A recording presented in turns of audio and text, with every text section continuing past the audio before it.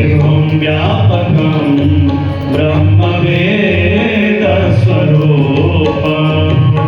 निजं निर्गुणं निर्विकल्पं निरीहम् निजं निर्गुणं निर्विकल्पं निरीहम्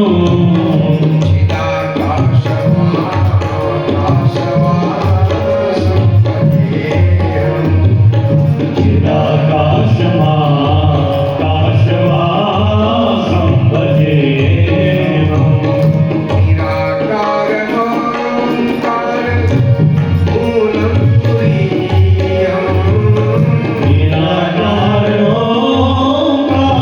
निराकारमूलं तुरीयम्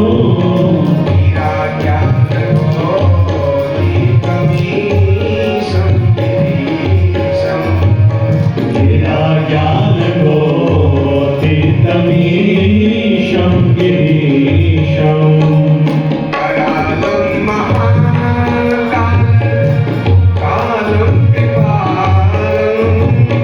करालं महाकाल कालं त्रिपालम्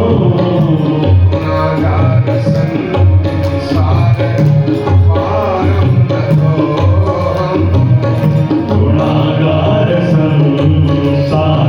संसारपारं ततोऽहम्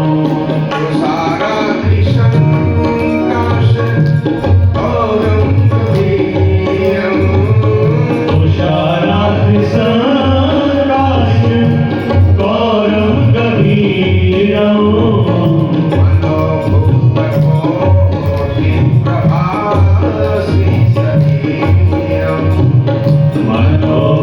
मनोभूतकोटि प्रभास्मि शरीरम्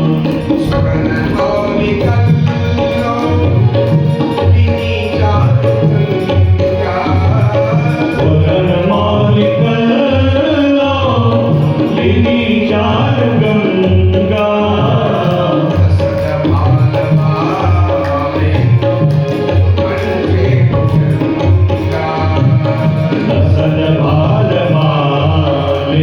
लसद्भालमालिन्दुकण्ठे भुजङ्गा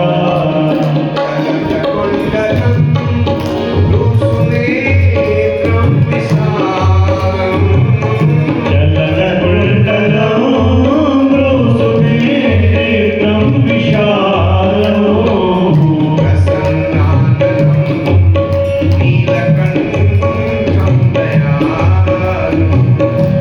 प्रसन्नाननं नीलकण्ठं दयालुम्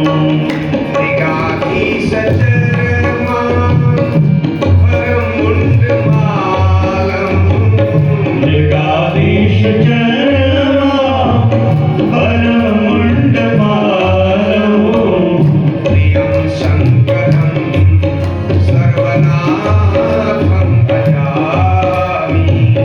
प्रियं शङ्करं सर्वनाथं भजामि प्रचण्डं प्रकृष्टं प्रगल्भं परेशम् प्रचण्डं प्रकृष्टं प्रगल्भं परेशम् अखण्डं अजं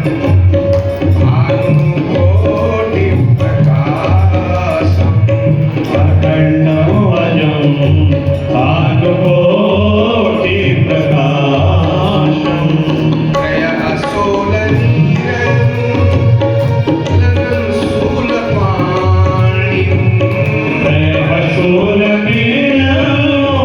त्रयशूलमीनं शूलपाणि हरेहं भवानी पतिं भावगम्यम् भजेऽहं भवानी पतिं भावगम्यम् कलातीतकल्याण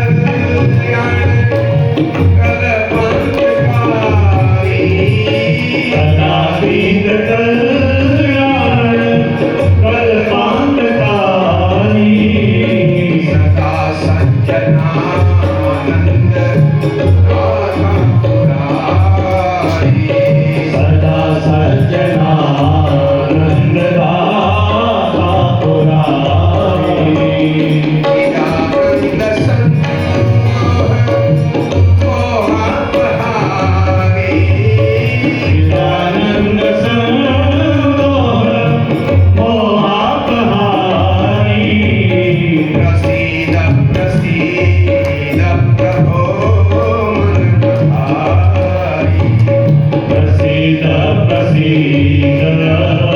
प्रभो मन पधारी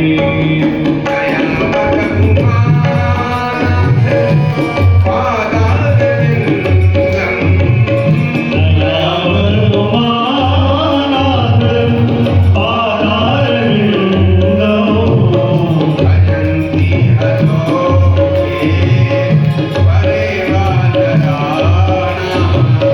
भजन्ति हलोके परिवाराणा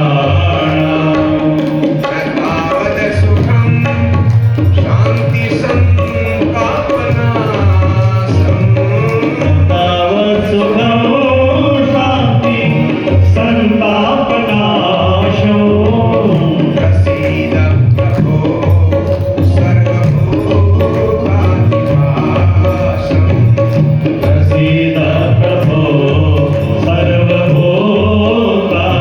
सर्वभूताधिवासम्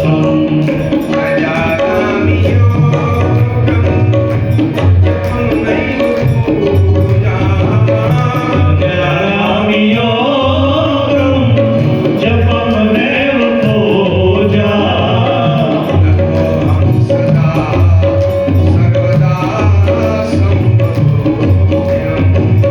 ततोऽहं सदा सर्वदा सम्पकोऽप्यम्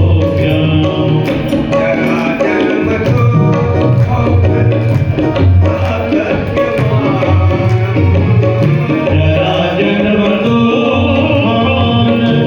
तादाप्यमानो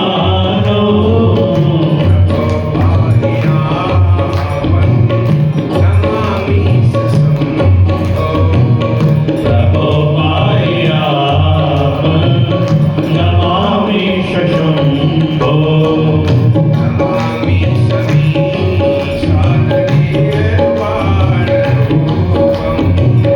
नमामि शमी शाननिर्वाणरूपम्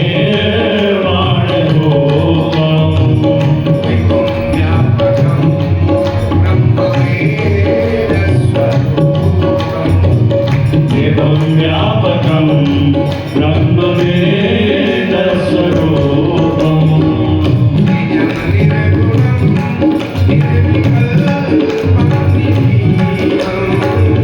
निजं निर्गुणं निर्विकल्पं निरीहम्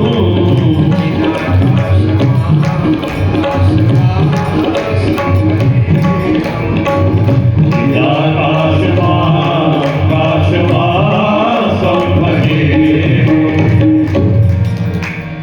प्रेम से कहिए उमापति महादेव की जय हो सियावर रामचंद्र जी की जय हो पवन सुत हनुमान की जय हो वृंदावन बिहारी लाल की जय हो जगदम्बा मैया की जय हो संत समाज की जय हो सत्य सनातन धर्म की जय हो सच्चे दरबार की जय हो भारत माता की जय हो गौ माता की जय हो देवभूमि उत्तराखंड की जय हो प्रेम से कहिए भक्त और भगवान की जय हो गंगा मैया की जय हो यमुना मैया की जय हो चारों धामों की जय हो उत्तराखंड के सिद्धों की जय हो समस्त देवी देवताओं की जय हो शिव महापुराण की जय हो जनता जनार्दन की जय हो श्रोतागणों की जय हो परमहंस परिव्राजकाचार्य निवर्तमान शंकराचार्य निर्मलिन सत्यमित्रानंद महाराज की जय हो हर हर महादेव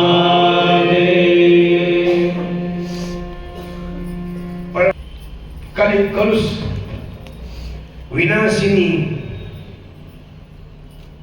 भगवान महादेव जी की कथा श्रवण करने के लिए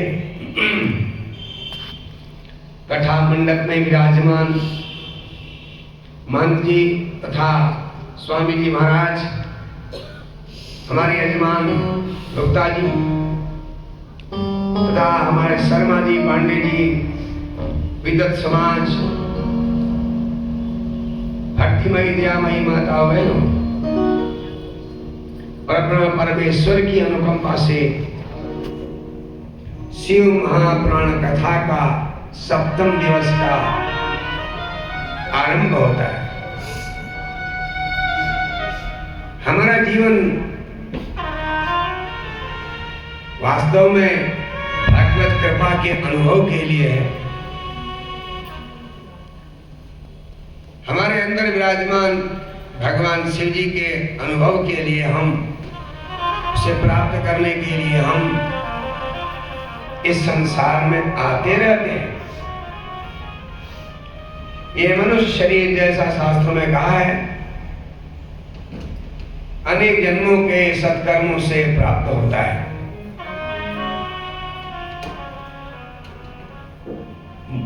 शास्त्र ये कहते हैं, दुर्लभो मानुषो देहो, मनुष्य शरीर अति दुर्लभ है। इसी को तुलसीदास जी अपने शब्दों में कहते हैं, बड़े भाग मानुष तन पावा, बड़े भाग मानुष तन पावा, बड़े भाग मानुष तन पावा, बड़े भाग मानुष तन पावा, सुर दुर्लभ सद्ग्रंथ निगावा, सुर दुर्लभ सद्ग्रंथ निगावा, बड़े भाग मानुष तन पावा, बड़े भाग मानुष तन पावा।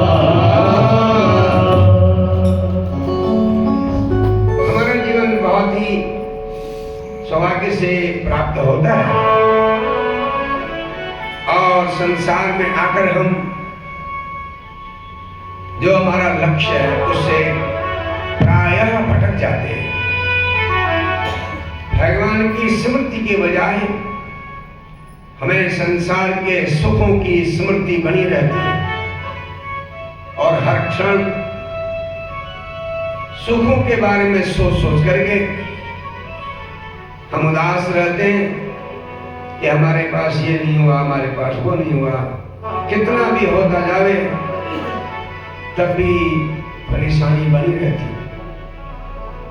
एक सेठ जी अपने बारे में पूछने गए बड़े विद्वान से। वो विद्वान बड़े ज्ञानी थे, सब जानते थे। सेठ जी ने उनसे कहा, प्रभु मेरे बारे में बताइए, मैं कितना धन कमाऊंगा? उन्होंने कहा, बहुत कमाऊंगा। नहीं, बहुत कितना बताओ? 1 लाख, 2 लाख, 10 लाख, 20 लाख, 50 लाख, करोड़, अरब, कितना बताओ? अरे लाख में क्या बता मैं तुमको, तुम्हारी 7 पीढ़ी तक लोग कुछ भी नहीं करेंगे तो वो ठाट से खाएंगे। इतना धन आपके भाग्य में होगा? सेठ जी ने कहा, बस 7 पीढ़ी? उन्हें कहा, हाँ 7 पीढ़ी। सेठ जी वहीं पर बेहोश हो गए। मैंने तो सोचा था कम से कम 10 पीढ़ी तक हो। ये हमारी लालसा बनी रहती है। कहने का अभिप्राय ये है, चाहे कितना भी हमने धन दौलत कमाया हो, कितना भी संसार का सुख प्राप्त किया हो, उसके बाद भी हम इसी चिंता में रहते हैं, हमें कुछ नहीं मिला। क्योंकि हमें जो मिलता है उसकी तुलना हम दूसरे के साथ करते हैं और फिर हम जिंदगी भर अशांत रहते हैं। तो यहाँ पर सूत महाराज सौनकादि ऋषि लोगों को इसी दुख से बचने के लिए भगवान श्री राम जी की कथा का श्रवण करते हुए शिव महापुराण कथा का श्रवण करा रहे हैं।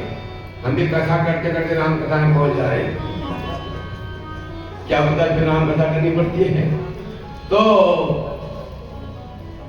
ये जो शिव पुराण की कथा है हमें जागृत करती है। अक्सर हम परेशान रहते हैं कि हमें किसी ने सहायता नहीं की, हम अकेले ही सब करते रहे। बताओ बचपन से कितना दुख हमने भोगा है।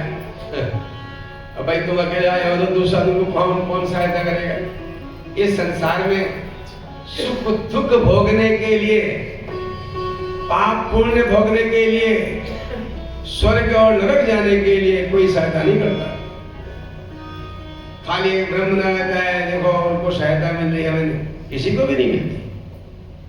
हम अकेले आए, अकेले हमको सुख और दुख भोगना है, अगर सुख है तो, अगर मानते हैं तो, और अकेले ही पाप पुण्य का फल भोगना है, अकेले ही स्वर्ग या नरक भी जाना होगा।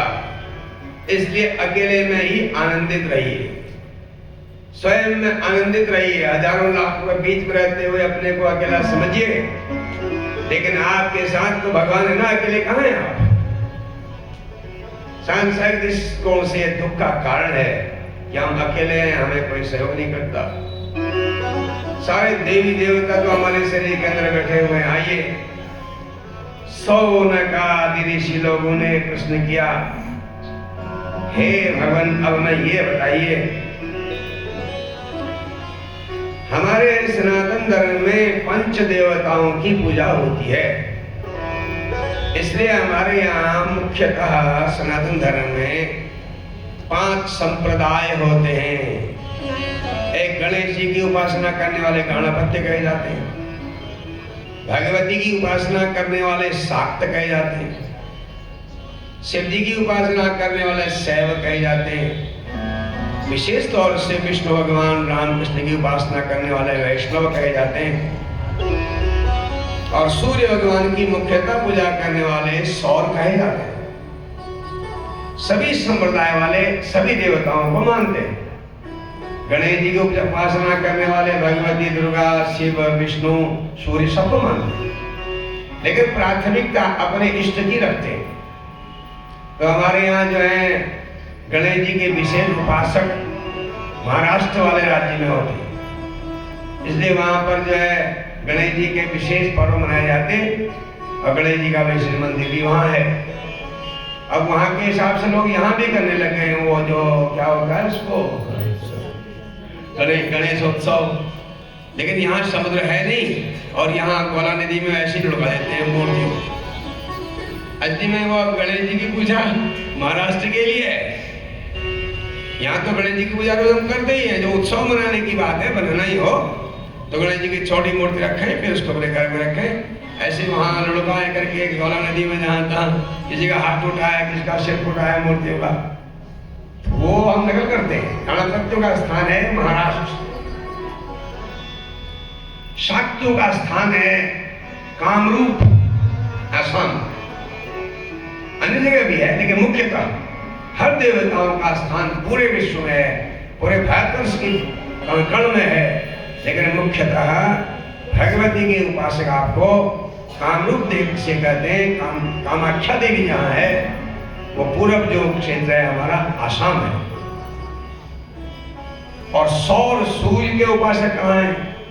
वही पूरब में उड़ीसा राज्य है, जहाँ सूर्य भगवान की विशेष आराधना होती है। अब कौन रहेंगे? वैष्णव। वैष्णव प्राय सभी जगह होते हैं, लेकिन उत्तर भारत में विशेष होते हैं, जिसमें अयोध्या, मथुरा, वृंदावन आदि आदि। अब शैव पूरे विश्व में है, और विशेष करके उत्तराखंड में, उत्तर भारत में उनका मुख्य स्थान हरिद्वार है, अन्य स्थान भी है। तो शिव जी के तो जहाँ कहाँ ज्योतिर्लिंग है, तो पूरे देश में विदेश में शास्त्रों में वर्णन आता है कि पूरे विश्व में शंकर भगवान की उपासना होती रही है पहले से। हम यहाँ शिवलिंग की पूजा करते हैं, जापान में भी एक तिरछे पत्थर की पूजा करते हैं जो शिवलिंग जैसा ही होता है। उसमें बेल पत्ती की जगह 3 पत्ती वाली दूसरी पत्तियां चढ़ाई जाती है। ऐसी बड़ी लिस्ट है, उसकी व्याख्या करने में समय बीत जाएगा। अमेरिका में, यूरोप में, जहां तहां शिव जी की पूजा पूरे विश्व में होती थी। अगर आप कहें तो सृष्टि के साथ आरंभ में तो निराकार ब्रह्म शिव जी के ज्योतिर्लिंग की ही पूजा होती थी। निराकार के रूप में लिंग पूजा होती है।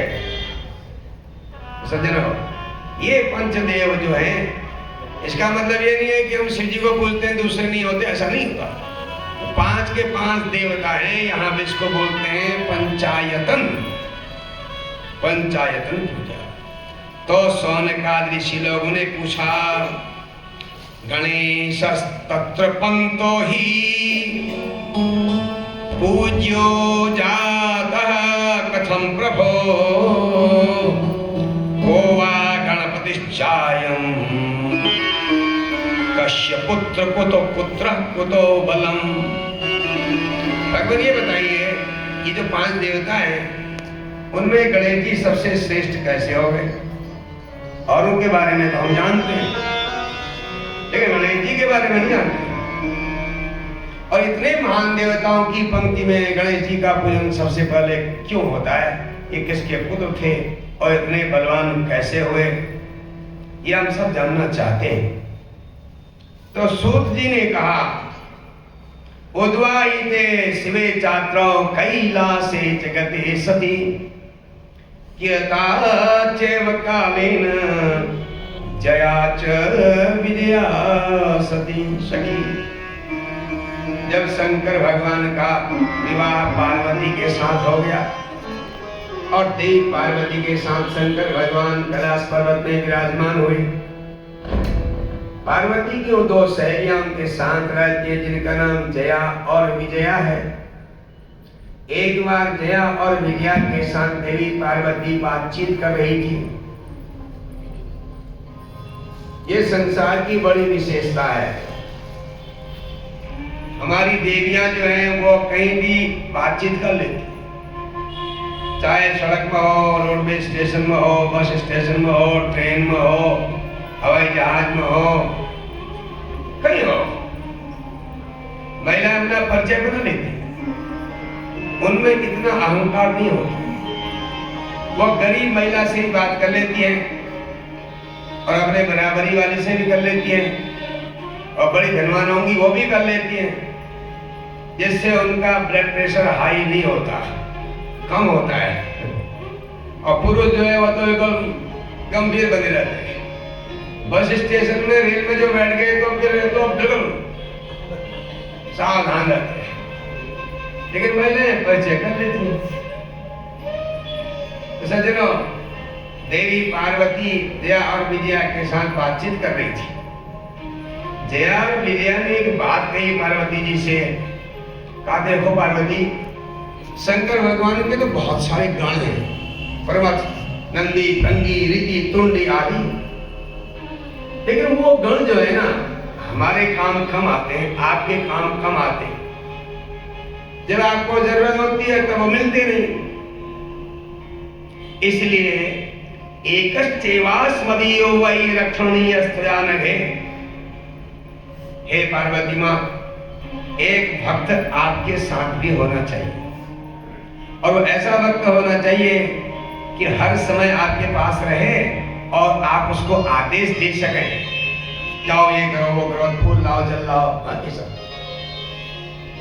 दरवाजे में वो खड़ा रहे। आपने ख्याल किया होगा, ये शिव जी भी तो बहुत बार बिना बताया जाते हैं घर, और हम जो है लज्जित हो जाती हैं उनको देख करके, अचानक आ गई।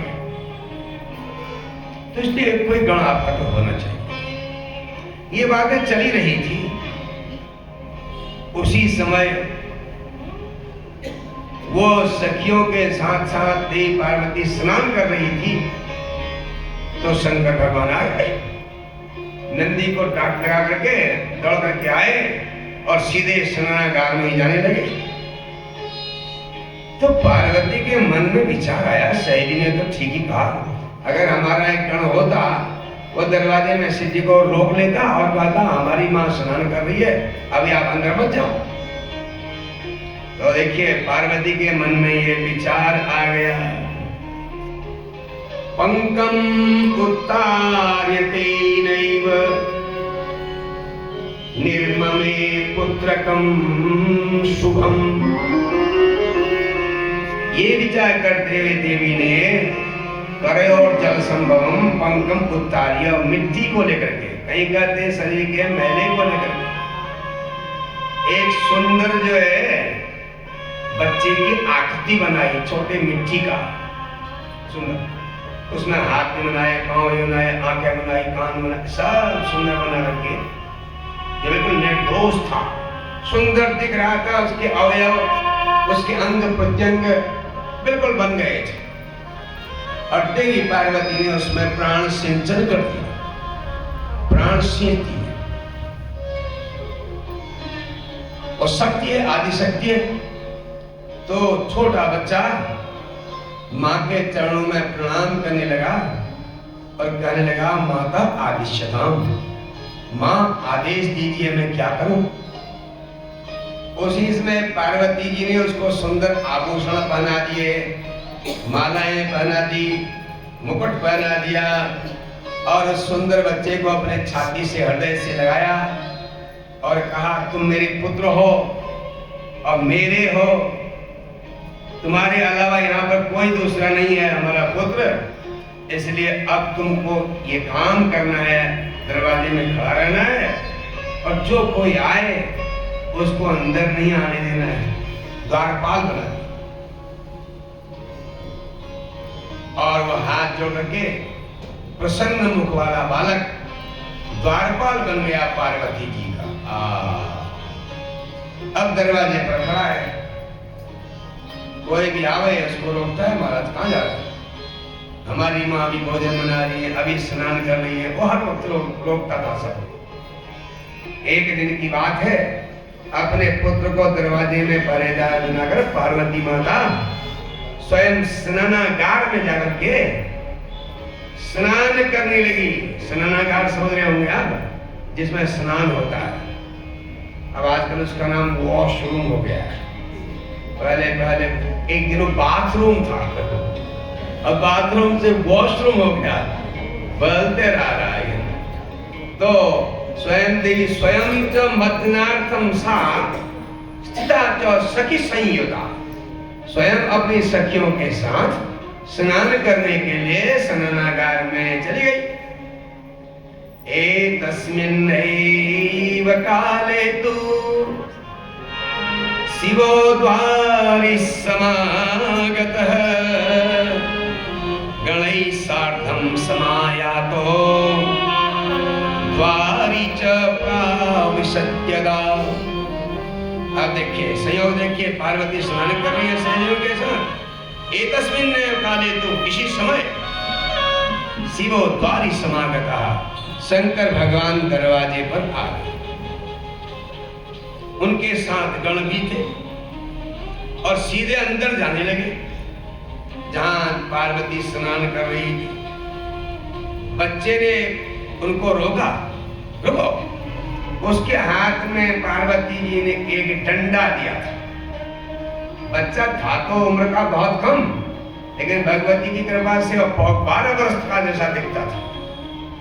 और उसने वो डंडा तिरछा कर लिया दरवाजे में, कहा अंदर मत जाना, मज्जनार्थम सीता माता कोयासी मां ब्रजाधुना अधुना माता मज्जनार्थम स्थिता। इस समय मेरी मां स्नान कर रही है, इसलिए आप जो है अंदर मत जाना। ऐसा करके उसने डंडा लगा दिया। और शंकर भगवान ने कहा, अच्छा क्यों भाई, क्यों नहीं जाने देता अंदर? तो बच्चे ने पूछा, तुम कौन हो? मैं तो आपको कभी पहचानता नहीं, आज तक कभी आए थे नहीं। ये किनको लेके आए हो? ये किसी का मुंह पीछे को, किसी का आगे को, ये कौन है तुम्हारे? शंकर भगवान ने कहा, अरे भाई मैं शिव हूं, शिवोहमिति, मैं शिव हूं। ऐसा करके सीधे फिर जाने लगे। बच्चे ने कहा, को शिव, कौन सा शिव? पुत्र ऐसे तुम अंदर कहां जाएगा, क्यों जाता है अंदर? शिव जी ने कहा, मूर्ख कहेगा, तो मुझे नहीं पहचानता ना? अरे शिव हम गिरिजापति, मैं पार्वती का पति हूं, शिव। फिर जाने लगे। बच्चे ने कहा, एक बार फिर सुन लो, तुम अंदर जा नहीं सकते अभी, मैं तुमको जानता नहीं, मेरी मां का आदेश है, किसी को अंदर जाना नहीं है। शंकर भगवान ने कहा, तू कौन है? मुझसे पूछता है तुम कौन हो, अब तू कौन है बता, यहाँ क्यों खड़ा हुआ है? शंकर भगवान उसको डांटने लगे। शंकर भगवान के गण भी बड़े क्रोधित हो गए। ये कौन आ गया आज शिव जी को रोकने वाला? वो भी अल्लाह मचाने लगे वहां पर। क्यों रुका है यहाँ पर दरवाजे पर? निकल यहाँ से। उस बच्चे ने कहा तुम कौन हो भाई इतने सुंदर? किसी के पाँव नहीं है, किसी के हाथ नहीं है, किसी का लोटा जैसा पेट है, सिर है नहीं, कौन हो तुम? कहा हम शिव जी के गण हैं। शंकर भगवान ने कहा हट यहाँ से। बच्चे ने कहा अंदर जाओगे मैं डंडे से मारूंगा तुमको। शंकर भगवान देखते रहिए कैसा बच्चा है भाई। जबरदस्ती जाने लगे, पकड़ा एक हाथ बाएं हाथ से उनका और दूसरे से कपड़े थे नहीं बदन में, अब मारा पीछे से 2-4 डंडे। शंकर भगवान मलते मलते जो है वहां से चल दिए। कहीं 2-4 और लगाएगा, यहाँ पर बेइज्जती होगी भाई गणों के सामने। गए और अपने गणों से कहा उसको पकड़ के लाओ जल्दी, जो गण वहां थे वो पकड़ के लाओ। दरवाजे में खड़ा हुआ है, कौन है वो? अब शंकर भगवान के गण आवे, वो उसको डरावे धमकावे, दूर से पेड़ पर चढ़े, वहां से कूद मारे, आपस में कुश्ती करके एक दूसरे को पटकनी दे, ये दिखावे कि हम बड़े ताकतवर हैं, तो हमारे सामने क्या है। हट जाए यहाँ से जल्दी से, हम शंकर भगवान के गण हैं। तो बच्चे ने कहा मैं पार्वती का गण हूं, फिर आ जाओ जरा नजदीक को आओ। इस समय तक पार्वती बड़ी खुश थी। सखियों ने बताया शिव जी को तो अंदर आने नहीं दिया उसने, बहुत बढ़िया हो रहा है आज। अब ऐसे नहीं आएंगे शिव जी का, 2-4 डंडे लगे हैं उनको जोर से।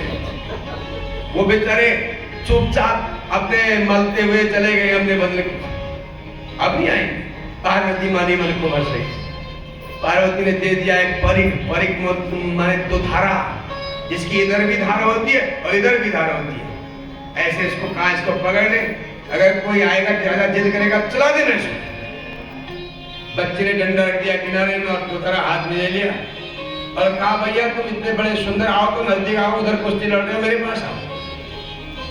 अगर 2-4 उनके नजदीक आए और बच्चा बिजली की तरह दौड़े और अपने 2 धारे को उल्टा सीधा चलावे, किसी का हाथ कट जाए, किसी का पांव कट जाए, भगदड़ मच जाए।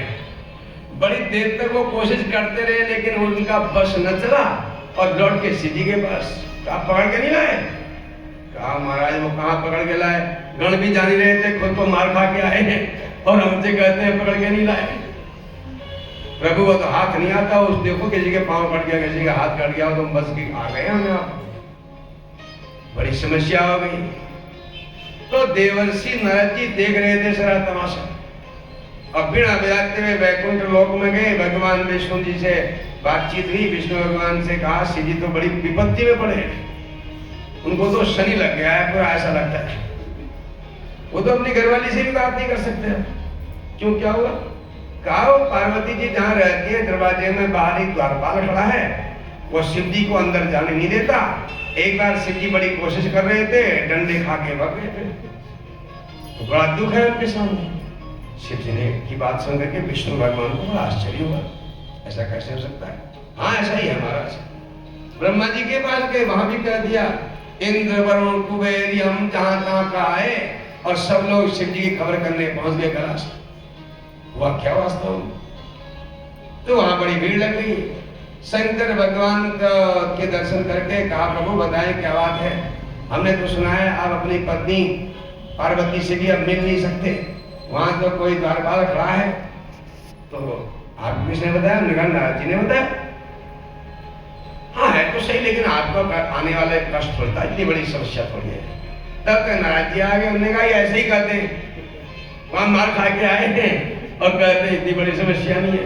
बताओ कोई अपने घर जा रहा हो, अपनी पत्नी से मिलने जा रहा हो, वहीं मार खा के आ जावे, कैसा होता है? नारद जी ने कहा बिना लड़ाई के काम अब बनने वाला है ही नहीं। हाँ देवताओं ने आपस में चर्चा की कैसे काम ठीक कर हो कैसे बात ठीक हो जावे, बच्चा हट जाए वहां से। तो सबने कहा ब्रह्मा जी को भेजो। ब्रह्मा जी चल पड़े समझाने के लिए, क्योंकि ब्रह्मा ही सियाने हैं, वही समझा सकते हैं। जब वहां गए, जैसे ही बच्चे के नजदीक पहुंचे, बिजली की तरह बच्चे ने छलांग लगाई और ब्रह्मा की दाढ़ी पकड़ ली और खींच के ले गया अंदर। ब्रह्मा ने कहा क्षम्यताम क्षम्यताम देव, न युद्धार्थम समागता, हे देवता जी क्षमा कर दो, मैं लड़ने नहीं आया हूँ, मुझे छोड़ दो। तो बच्चे ने कहा भी कष्ट आए हो? मैं तो ऐसे आ गया था। अब क्या कहते तुम्हें समझाने आया? किसको समझाओगे बताओ? ऐसी जगह समझाने की बात हो सकती है कहीं? तो ब्रह्मा जी लौट गए। रास्ते में नारद जी खड़े थे। कहा पिताजी कहा नहीं मैंने, अब आपका सारा ज्ञान वहां सब प्रभु चक्कर हो गया और उन्होंने आपकी दाढ़ी खींच दी। पता सबके सामने खींचते कैसा लगता है? वो तो 2 ही जने आप थे वहां। हाँ ब्रह्मा ने कहा हाँ वास्तव में है तो बहुत बहुत बलवान बच्चा और बड़ा तेजस्वी है बच्चा, तो फिर ऐसे काबू आने वाला नहीं है, इसके लिए तो युद्ध करना पड़ेगा। अंत में ये तय हुआ भाई युद्ध होगा। इधर भगवती की लीला चल रही है, उधर शंकर भगवान। इतनी बड़ी देवताओं की सेना चल पड़ी मानो भयंकर समुद्र उमड़ गया हो, देव सेना, और बच्चे के सामने पहुंच गए। विष्णु भगवान ने शक्तियां चलाई तो पहाड़ की तरह जो उसको दबा सकती थी, लेकिन बच्चे ने ऐसे अपने परिक को घुमाया और टुकड़े टुकड़े हो गई सकती। विष्णु भगवान ने कहा ये क्या चमत्कार हो रहा है, यह शक्तियां काम नहीं करती। शंकर भगवान अपने हथियार अलग चला रहे, एक तरफ सारे देवता और एक तरफ वो द्वारपाल पार्वती पुत्र पार्वती नंदन। उसने सेना का ऐसा विलोडन कर दिया जैसे देवताओं और दैत्यों ने मिलकर समुद्र मंथन किया था मंदराचल की मथानी बनाकर, ऐसे ही देव सेना रूपी समुद्र को मथ दिया, भगदड़ मच गई। ये कथा बड़ी लंबी है, संक्षेप में हम आपको सुना देते हैं, फिर आगे बढ़ेंगे। भगदड़ मर गई तो भगवान अलग अलग देवता चारों तरफ से हथियार चला रहे हैं, किसी का हथियार वहां तक पहुंचता नहीं। वो अब चमचमाते हुए अपने परिक को, ऐसी तलवार है जो 2 तरफ से चलती है और उसको घुमाता है तो सबके हथियार बेकार हो जाते हैं। तो विष्णु भगवान ने शंकर भगवान से कहा मैं इसके साथ करता हूं युद्ध और तुम अपने त्रिशूल से इसको प्रहार करो। वो बालक विष्णु भगवान के साथ युद्ध में व्यस्त था। शंकर भगवान ने त्रिशूल चलाया लेकिन वह हाथ से गिर गया, एक पहला निशाना चूक गए। फिर दोबारा संभले, फिर विष्णु भगवान ने बच्चे को अपनी तरफ घेरे रखा, लड़ाई घेरना भी सरल नहीं था उसको। तो शंकर भगवान ने उठाया त्रिशूल, उसके गर्दन में मारा, उसका सिर धड़ से अलग और बच्चा जमीन में गिर गया। अंदर देवी पार्वती जी को खबर पहुंच गई कि देवताओं ने मिलकर के छल करके उसके पुत्र को मार दिया। देवी भगवती अत्यंत क्रोधित हो गई। किं करोमि कुगच्छामि, अब मैं क्या करूं, कहां जाऊं? इन लोगों ने मेरे पुत्र के साथ धोखा किया। भगवती ने किलकारी मारी, हजारों कालिकाएं प्रकट हो गई, लंबी लपलपाती हुई जीभ जिससे मानो आग जल रही हो, और गले में मंडू की माला, बड़े लंबे बाल, किलकारी मारती हुई कालिका देवियों ने भगवती पार्वती से कहा माता आदिश्यतामिति, मां आज्ञा दो। पार्वती ने कहा प्रलय चात्र कर्तव्य नात्र कार्या विचारणा, प्रलय करो। ये देवताओं की सेना में जो तुम्हारे हाथ आ जावे उसी को खा जाओ। वो देवियां दर दर दर दौड़ने लगी, पकड़ पकड़ के देवताओं को मुंह में डालने लगी। देवताओं में भगदड़ मच गई। देवताओं ने कहा ये तो प्रलय जैसी बात होने लग गई, धरती हिलने लगी, जहां देखो वहीं भगवती कालिका, अलग अलग रूप में देवियां। देवता भयभीत हो गए। अंत में ऋषि मुनियों ने तय किया नारद जी के साथ कि भगवती की विनती की जाए। सभी ऋषि मुनि भगवती जगदम्बा की विनती करने लगे। जगदम्बे ते नमस्तुभ्यं अपर्णायै नमो नमः, पार्वत्यै ते नमस्तुभ्यं रिद्धि सिद्धे नमो नमः। हे भगवती, हे अपर्णा, हे दुर्गा, हे महाकाली, आप प्रसन्न हो जाइए। नमो देव्ये महादेव्ये शिवायै सततं नमः। नमः प्रकृत्यै भद्रायै न्यताः प्रणतास्मताम्। रौद्रायै नमो नित्यायै गौर्यै धात्यै नमो नमः। ज्योत्स्नायै चैन्द्रूपिण्यै सुखायै सततं नमः। कल्याणे प्रतां वृद्धे सिद्धे कुर्मो नमो नमः। नैऋत्ये भूतां लक्ष्मी सर्वाणि ते नमो नमः। हे भगवती माता, भगवती के अनेक अनेक रूपों का, अनेक नामों का जप करते हुए देवता लोग भगवती जगदम्बा की स्तुति करने लगे।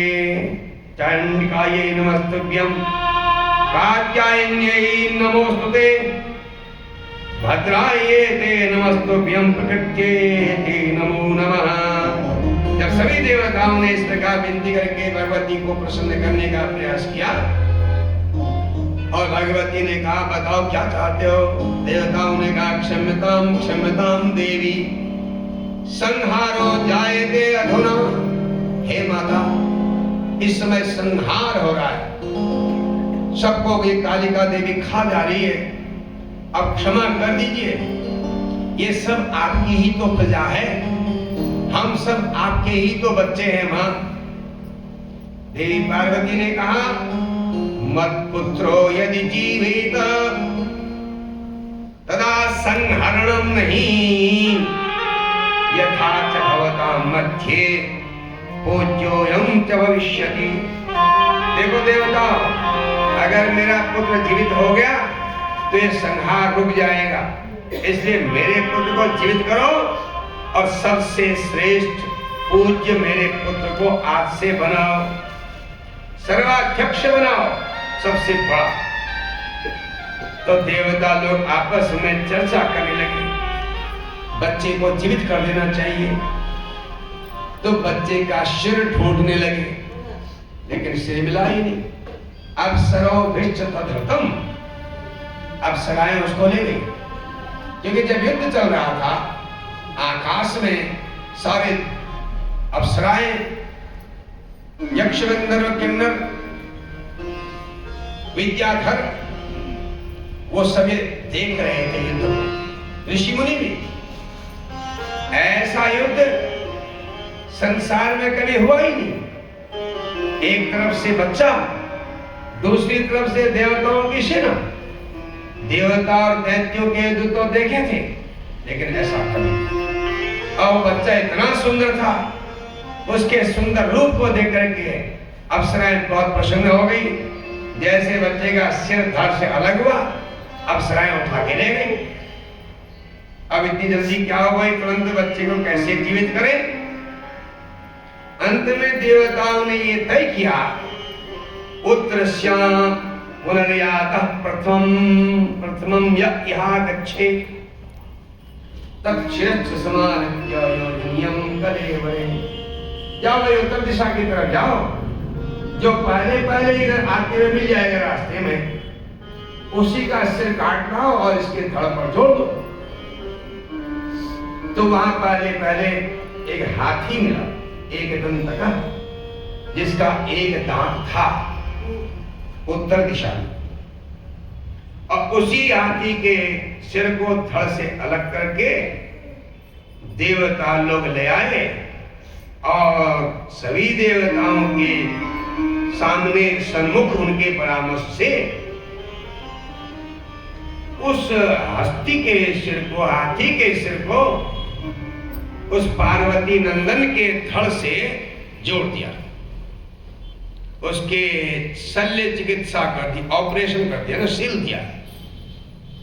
और फिर उसको विष्णु भगवान आदि देवताओं ने उसमें पुनः प्राण सेचन कर दिया और बच्चा उठ खड़ा हुआ। तो सबसे पहले शंकर, विष्णु और ब्रह्मा जी ने उस बच्चे का पूजन किया और उसका नाम विघ्नहर्ता रखा। जैसे ही बच्चा पैदा हुआ, प्रकट हुआ, तो वो युद्ध जो था, वो संहार जो था, वह रुक गया। देवताओं में शांति हो गई। तो बच्चे का नाम विघ्नहर्ता कहा गया, विघ्न विनाशन कहा गया। बोलो गणपति भगवान की। तो सज्जनों, क्रमशः सभी देवताओं ने उनका पूजन किया और उनसे कहा, आज से कोई भी शुभ काम में तुम्हारी पूजा होना आवश्यक होगा। सनातन धर्म में कोई भी शुभ काम आरंभ करें तो लोग कहते हैं श्री गणेश करो, पहले गणेश जी का आह्वान करो, पूजन करो। गणेश जी का पूजन होने लगा। शंकर भगवान ने बड़े प्रेम से उसका स्पर्श किया और पूजन करते हुए उन्होंने कहा कि मेरे सिर में लाल रंग का सिंदूर जैसा रंग दिखता है, इसलिए संसार में तेरी पूजा सिंदूर से की जाएगी। धूप, चंदन, अक्षत, धूप, दीप, नैवेद्य, सिंदूर आदि के द्वारा, और तुम्हारी पूजा दूर्वा के साथ होगी। पार्वती को दिखाया बच्चे को और कहा, देखो पार्वती, ये तुम्हारा बच्चा है, आज से सबसे पहले पूजा इसी की होगी। अब प्रश्न उठता है, जब गणेश जी पैदा हुए तो उससे पहले किसकी पूजा होती थी? देखिए, एक बात तो स्पष्ट है, गणेश जी का मतलब परब्रह्म परमेश्वर, वही परब्रह्म परमेश्वर जो स्वयं शिव रूप में, ज्योतिर्लिंग रूप में थे, वही अब जो है गणेश के रूप में प्रकट हुए। ये सभी हैं एक ही, लेकिन ये अलग अलग इनका काम है, अलग अलग इनका व्यवहार है। अब लोग ये समस्या आती है, लोग कहते हैं गणेश जी हैं, बाकी देवता की पूजा की जरूरत नहीं। ऐसा नहीं होता। सनातन धर्म की ये विशेषता है कि अगर आप देखते हैं संसार में एक घर का सयाना अपने बच्चों के लिए पिता होता है, पत्नी का पति होता है, भाई का बड़ा भाई होता है, बहन का भी भाई होता है, किसी का चाचा होता है, ताऊ होता है, मामा होता है, नाना होता है, दादा होता है तो एक ही। ऐसे ही भगवान के रूप भी अलग अलग व्यवस्था के लिए अलग अलग हैं। कार्यों को शुरू करते वक्त गणेश जी हैं, उनको याद करने से सफलता हो जाती है। तो गणेश जी की पूजा बारी बारी हुई। उन्होंने कहा, जो तुम्हारी पूजा दूरवासी करेंगे उनके सारे कष्ट दूर होंगे। एक सज्जन हमसे पूछने लगे, दूरवासी क्यों, दूरवासी क्यों पूजा करनी चाहिए, गणेश जी को दूरवाई क्यों प्रिय है? नहीं, और चीज भी प्रिय है गणेश जी को, लेकिन दूरवा का पूजा का ज्यादा महत्व बताया जाता है। तो वेदों में दुर्वा के विषय पर ही मंत्र है, कांडात कांडात प्ररोहन्ति परुखः परुखस्परि एवानो दुर्वे प्रतनु शास्त्रेण सतेन च। दुर्वा की विशेषता होती है, ये मरती नहीं है, फिर ऐसे ही आजकल गायब होगी और फिर आ जाएगी। इसमें बड़ी शक्ति होती है। आयुर्वेद में दूर्वा को बहुत ही गुणकारी बताया है।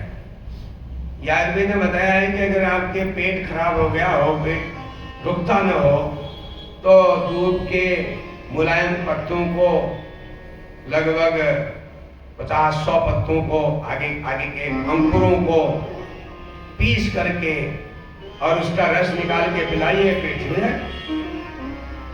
और ये दुर्वासा तो दूध का ही रस पीते थे, इसलिए उनका नाम, उनके दो कारण थे दुर्वासा कहने के। दुर्वासा के दो अर्थ थे, एक तो जो दुर्वा का रस पीते हैं, दुर्वा ही खाते हैं, एक दुर्वासना जिनमें है, क्रोध, उनमें क्रोध बहुत ज्यादा था ना, तो इसलिए उनको भी दुर्वासा कहा जाता था। तो दुर्वा जो है कांडात एक एक पर्व से आगे बढ़ता है। इसी प्रकार जैसे दुर्वा पर्व में अंकुरित होकर के आगे बढ़ता है, हमारा कुल भी, हमारा समाज भी इसी प्रकार दुर्वा के अंकुरों की तरह आगे बढ़ता रहे। तो दुर्वा चढ़ाने का बड़ा महत्व है सभी देवताओं में, केवल देवी को दुर्वा नहीं चढ़ता, बाकी देवियों में भी लक्ष्मी को चढ़ता है और देवताओं को चढ़ता है, भगवती का अलग रूप है। तो दुर्वा जो है ये गणेश जी को विशेष प्रिय है।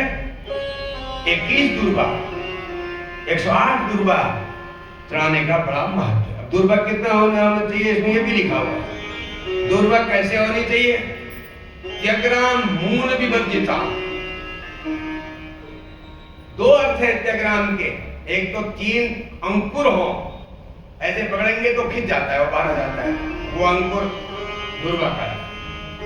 या फिर 3 जो उसके पर्व हैं वहां पर से इतनी होगी, वो ज्यादा बड़ी नहीं होगी, वो दुर्वा चढ़ाए। ऐसा नहीं कि जल से ही चढ़ा के, बहुत लोग समझते हैं खूब बड़े बड़े दुर्वा चढ़ाएंगे तो ज्यादा फायदा होगा। बड़े दुर्वा से प्रयोजन नहीं होता, उसमें तो त्यग्राम मूल विवर्जिताम, 3 पर्व 3 पत्ते आगे के होने चाहिए, तो खींचेंगे ना तो गांठ से अलग हो जाता है। उसको बोलते हैं दुर्वांकुर।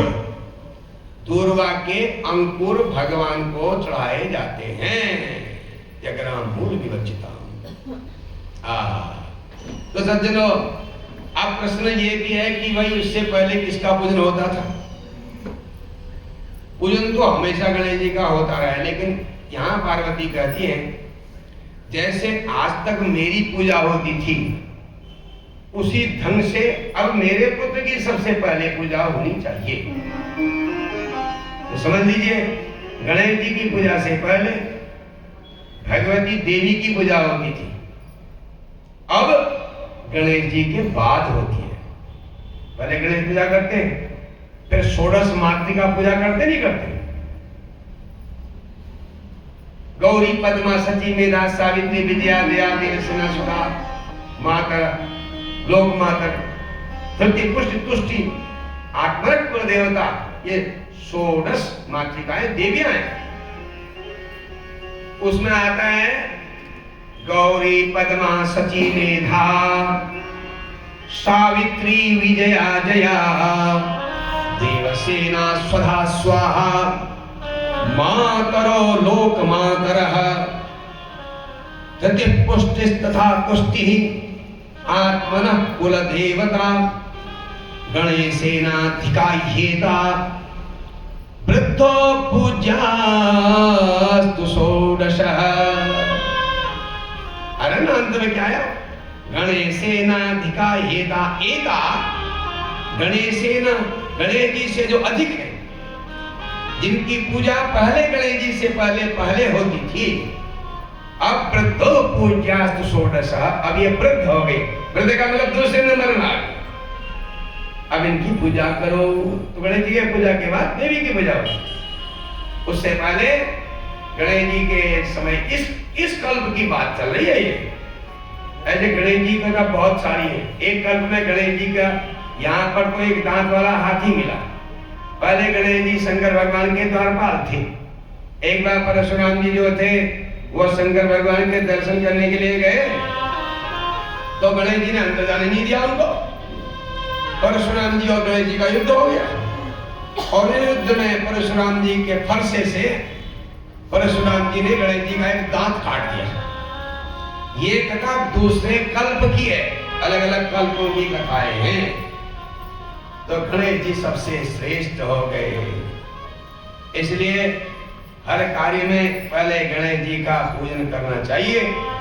हर कार्य में गणेश जी को याद करने से आदमी के विघ्न दूर हो जाते हैं।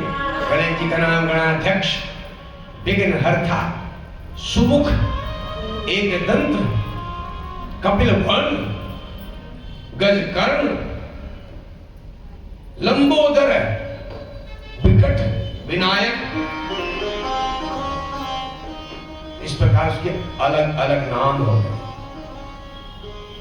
धूम्रकेतु, गणाध्यक्ष, हालचंद्र, गजानन, ये 12 नाम मुख्य मुख्य हैं। इन 12 नामों को कह करके आप कहीं यात्रा करते हैं, कोई शुभ काम करते हैं, तो उसमें निश्चित ही सफलता होती है। बोलो गणपति भगवान की। तो ये तय कर दिया उन्होंने, देवताओं ने, शिव जी, ब्रह्मा, विष्णु, महेश जी ने, उन्होंने कहा कि जिनके बच्चे पढ़ने में कमजोर हों अथवा जिसको परेशानियां हो कोई, तो उन परेशानियों की निवृत्ति के लिए 1 वर्ष का व्रत होता है। भाद्रपद के कृष्ण पक्ष के सायंकाल में, पहले प्रहर में, शाम के पहले प्रहर में, भादो के महीने अंधेरी रात में, सायंकाल के प्रथम प्रहर में जब चतुर्थी लगी हुई थी, उस समय देवी पार्वती ने इनका निर्माण किया। इसलिए उस दिन से यह व्रत आरंभ होता है। ये बात समझ लीजिए कि भाद्रपद के कृष्ण पक्ष की जो चतुर्थी होती है उसका नाम संकष्टहर चतुर्थी कहा जाता है। उसके बाद फिर अलग अलग चतुर्थियां होते रहती हैं, हर महीने में अलग अलग उनके नाम हैं। जिसमें हमारे आजकल एक चतुर्थी का बड़ा प्रचार है जिसको करवा चौथ कहते हैं। शास्त्र में उसका नाम करक चतुर्थी है, करक चतुर्थी। तो ये सब चतुर्थी हर महीने में आती है, 2 बार, शुक्ल पक्ष की और कृष्ण पक्ष, दोनों चतुर्थी में व्रत होगा। और व्रत कौन से चतुर्थी में होगा? जिसमें सायंकाल के समय चतुर्थी होनी चाहिए। सायंकाल प्रथम प्रहर में चतुर्थी होनी चाहिए, रात में नहीं। प्रथम प्रहर में दिन से भी मतलब नहीं है, रात प्रथम प्रहर में चतुर्थी होनी चाहिए, उसी दिन व्रत होगा हर। तो इस प्रकार से पूरे 1 वर्ष करेंगे, भादो से भादो तक। उसके बाद आश्विन नवरात्रि वाला करेंगे, कृष्ण पक्ष में करेंगे, कार्तिक के कृष्ण दोनों को करेंगे, शुक्ल पक्ष कृष्ण और कार्तिक भी करेंगे, मार्गशीर्ष भी करेंगे जिसे अघर कहते हैं, उसमें भी दोनों पक्षों में करेंगे। और मार्गशीर्ष के शुक्ल पक्ष की चतुर्थी के दिन इसका उद्यापन होगा। तो 1 वर्ष से अधिक होगा इस समय। उस दिन ब्राह्मण को बुलाएंगे, 2 ब्राह्मण पत्नियां भी बुलाई जाएंगी और 2 ब्राह्मण बटुक भी बुलाए जाएंगे, बच्चे। उसमें दिन भर व्रत होगा, शाम को भगवान का कीर्तन होगा, जागरण होगा। जागरण का मतलब ये जागरण नहीं है जिसमें बहुत ज्यादा कान फूटने वाला कार्यक्रम हो, उसमें तो देवता हो, पहले तो वहां होते नहीं होंगे भी तो भग जाएंगे सुंदर की। क्या करेंगे वो जागरण बताइए? आज तो कान फूट रहा है, देवता क्या करेगा वहां? दूसरा, ये जो बड़े बड़े पुतले रख के आप करते हैं, ये शास्त्र के विरुद्ध है।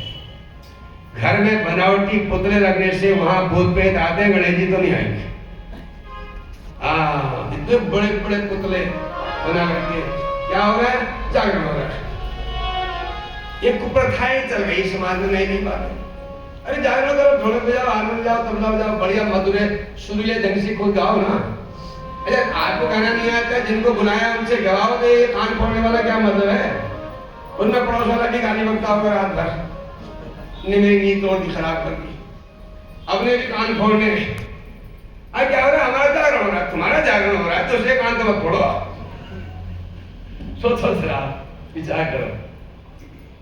ये सब जागरण का मतलब बड़े प्रेम से एक लाइन में गणेश जी के देवताओं के कीर्तन हो, गणेश जी की छोटी मूर्ति बनाई जाएगी। घर में जो भी मूर्तियां होती हैं अधिक से अधिक 1 बालिश तो होती हैं, 12 अंगुल से बातें नहीं होनी चाहिए। वैसे 4 अंगुल होनी चाहिए, 4 अंगुल से ऊपर नहीं होनी चाहिए मूर्तियां घर में। वो वेद करती है मालिक के लिए। अरे दरवाजे में बैठा दिया गणेश जी विशाल काय, वो गलत है। शोपीस बना के रख दिया भगवान को। तो ये गृहस्थ में घर में इतनी मूर्तियां होनी चाहिए और बहुत ज्यादा देवता नहीं होना चाहिए। अब गणेश जी के 5-5 मूर्तियां 6-6 मूर्तियां रखनी, एक मूर्ति रखनी चाहिए ऐसे हर एक देवता की। तो सज्जनों, इस प्रकार से पूजा करने से सारे विघ्न दूर होते ही हैं। हाँ, ये हमारी जो पूजा पद्धति है, इसी कारण से तो सनातन धर्म जीवित है।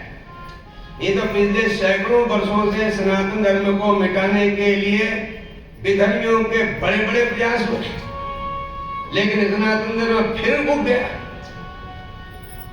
विद्वानों को मार दिया गया, संत महात्माओं की हत्या हो गई, लेकिन फिर ये भारत भूमि की विशेषता है, फिर उसमें प्रकट होते रहते।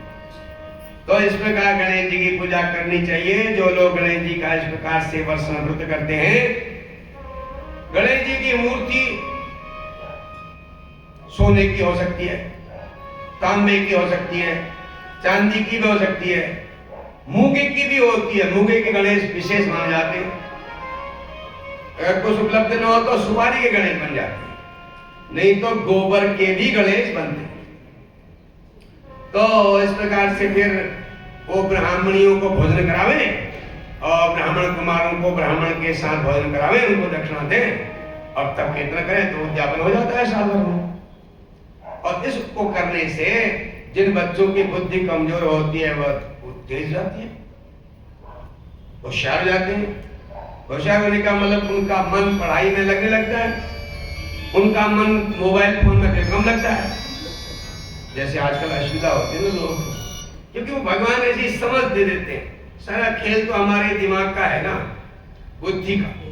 भगवान की उपासना करने से हमारी बुद्धि ठीक होती है। ये शंकर भगवान की कथा में गणेश जी की उत्पत्ति की जो कथा सुनते हैं, उनके सारे विघ्न दूर हो जाते हैं। बड़ो गणपति भगवान की। संक्षेप में हमने आपको सुनाया। आइए अब रोचक कथा शुरू होती है। दो बच्चे हो गए, एक तो कार्तिकेय पहले बड़े, अब गणेश सबसे बड़े हो गए बाद वाले। संसार में अपने बच्चों की प्रगति की चिंता सबको होती है और सब लोग चाहते हैं कि हमारे बच्चे अच्छी उन्नति करें, सब चाहते हैं। लेकिन बच्चे कभी कभी ऐसे भी हो जाते हैं। एक जो थे सज्जन, उनका पुत्र था, बड़े पुत्र से उन्होंने कहा, जा बेटा ये 100 रुपये ले जा, बिजली का बिल जमा करके आ जा। वो गया और लौट के आया। पिताजी ने पूछा, बेटा जमा किया बिल? उसने कहा नहीं पिताजी ने। क्या किया? कहा लॉटरी का टिकट लाया। वहां लॉटरी का चल रहा था, आए दिन प्रचार हो रहा था। उसमें लिखा कह रहे थे जो पहला इनाम जीतेगा उसको एक बोलेरो गाड़ी मिलेगी, बोलेरो। उसने कहा भाई अच्छा है, 100 रुपए में बोलेरो मिल जाएगी, ये तो बिल फिर जमा कर देंगे। अब जाकर के माँ बाप ने खूब डांटा, जोर ने पिटाई की। अरे बिजली का बिल जमा करने भेजा, तू लॉटरी का टिकट लेके आ गया। तुझसे जो कहते वो तो तू करता नहीं, और जो बातें मन में तेरे आती है वो करता है। खूब पिटाई की बच्चे की, लड़के की। सियाना था, अब बेचारा आकर सो भी नहीं पाया, इतना मार दिया उसको। सुबह सुबह दरवाजे पर एक बुलेरो आ गई चमचमाती। बुलेरो आई तो घर के मालिक के आंखों में आंसू आ गए। बच्चे की मां भी देखते रह गई, अपने आंसू पोंछते रहेगी। हमने बच्चे को रात भर पीट दिया और अब बोलेरो भी आ गई। नहीं, उन्होंने तो यही सोचा होगा ना। तब तक लड़के से कहा, देख तो बाहर कौन आ रही है। कुछ लड़का उठा, बोलेरो। उसके मन में तो स्वप्न में ही बोलेरो ही दिख रही थी ना। वो भी खिलखिला के हंसा, चाहे कितना दर्द बदन में हुआ था। गाड़ी में लोग बैठे थे, जब तक ये बोलेरो आने की खुशियां मना रहे थे, वो लोग गाड़ी से उतरे और कहा तुम्हारे बिजली का कनेक्शन काटने आए हैं। अब बताइए, क्योंकि बिजली के कनेक्शन काटने की डेट थी, लास्ट डेट थी, उस दिन पैसे जमा नहीं किए तो वो बिजली का कनेक्शन काटने आ गए। तो सोचा मूर्ख, अपने बच्चे को समझाया, मूर्ख अभी तो हमें इसको आने से खुशी भी होगी, नहीं बोले रहे, वो तो उनके अधिकारी की थी ना, वो क्या कभी कभी ऐसा हो जाता है। बच्चे को समझाया, देखो टाइम पर ज्वेल जमा करना चाहिए, हमको भी करना चाहिए, नहीं तो फिर ऐसी बोलेरो आ गई तो फिर आप। तो सब चाहते हैं कि हमारा बच्चा विद्वान बने, होशियार बने। तो बच्चों के होने से घर में बड़ा सुख का अनुभव होता है गृहस्थियों को। शास्त्र कहता है अपुत्र शीघ्रम शून्यम दिशा शून्यश्च बांधवः मूर्खस्य हृदयम शून्यम सर्वम शून्यम दरिद्रता। जिस घर में संतान न हो वहां सुनसान जैसा लगता है। दिशा शून्यश्च बांधवः, जिस दिशा में अपने कोई जानने वाले न हो, रिश्तेदार न हो, मित्र न हो, वो दिशा भी सुनसान लगती है। मूर्खस्य हृदयम शून्यम, जो मूर्ख होता है उसका हृदय भी शून्य ही होता है। अब सर्वम शून्यम दरिद्रता, और दरिद्रता गरीबी तो सबसे ज्यादा सुनसान कर देती है घरों। तो सज्जनों, शंकर पार्वती अपने बच्चों की बातें कर रहे हैं। अब ऐसे बच्चे कार्तिकेय जैसे, जिसने बचपन में ही दैत्यों को मार दिया हो, तारकासुर मार दिया हो, और गणेश जैसे जिनके आने के बाद सारे विघ्न मिट गए हो। माँ बाप को बड़ा आनंद था, बड़ी खुशी थी। घर में बच्चे अगर हल्ला गुल्ला करते हैं, किलकारी मारते हैं, तो घर में खुशी आती है। बच्चे होने की संभावना हुई तो लोग कहते हैं उनके घर में खुशी आने वाली है, चाहे वो खुशी 2, 4, 5, 10, 15, 20 साल की ही क्यों न हो। कुछ दिन तो होती है, 5 वर्ष तो होगी ही, फिर भले ही घटते जाएगी धीरे धीरे। संसार की हर चीज तो घटती ही जाती है। हम क्या बूढ़े से जवान थोड़ी हो रहे दुनिया में, सब तो घट रहे हैं यहाँ। तो सज्जनों, एक दिन पार्वती ने शंकर भगवान से कहा, ये शादी ब्याह की चिंता आदमी को कम होती है, गृहिणियों को ज्यादा होती है। आपने अक्सर देखा होगा, छोटे छोटे बच्चे मजाक में देवियां कह देती है इसकी शादी कर दो, शादी के अलावा कोई बात ही नहीं होती। तो पार्वती ने शंकर भगवान से कहा, देखो एक बात मेरे मन में आ रही है, हमारे दोनों बच्चे बड़े होशियार हैं, और अब उम्र में तो कार्तिकेय बड़ा है, और देवताओं में सबसे बड़ा गणेश हो गया, तो सबसे बड़ा ही हो गया है। अब दोनों में पहले शादी किसकी करेंगे हम? गणेश की करेंगे या कार्तिकेय की करेंगे? ये मुझे चिंता लग गई है। शंकर भगवान ने कहा, हाँ बात तो ठीक रही है, किसकी करें, मेरे मन में भी आ गई बात। ये बातें पति पत्नी की चल रही थी, तो गणेश और कार्तिकेय खेल रहे थे, उनके कान में पहुंच गए। पहले लोग बच्चों के सामने शादी की बातें नहीं करते थे, और समय आने पर जब शादी तय होगी तो कहते थे तेरी शादी हमने तय कर दी है, ये मिठाई खा ले या बतासा खा ले, उसको दे देते। और कहाँ हुई, क्या हुआ, ये सब वो नहीं जानता था। और शादी हो जाती थी, फिर जाकर के उनका परिचय होता था पति पत्नी का, और गृहस्थ बढ़िया चलता था। अब लोग कहते हैं हम तो जो है पहले उससे बात करेंगे, उसको जानेंगे, पहचानेंगे, उसमें कितने गुण हैं, कितने अवगुण हैं, अच्छा है, बुरा है, लड़की भी चाहती है, लड़का भी चाहता है। लेकिन ये जानने पहचानने के चक्कर में फिर शादियां टूट जाती। और बहुत बार तो शादी अगर बनी भी रही तो दूरियर में शादी के दौरान बारात आती है तो भी टूट जाती।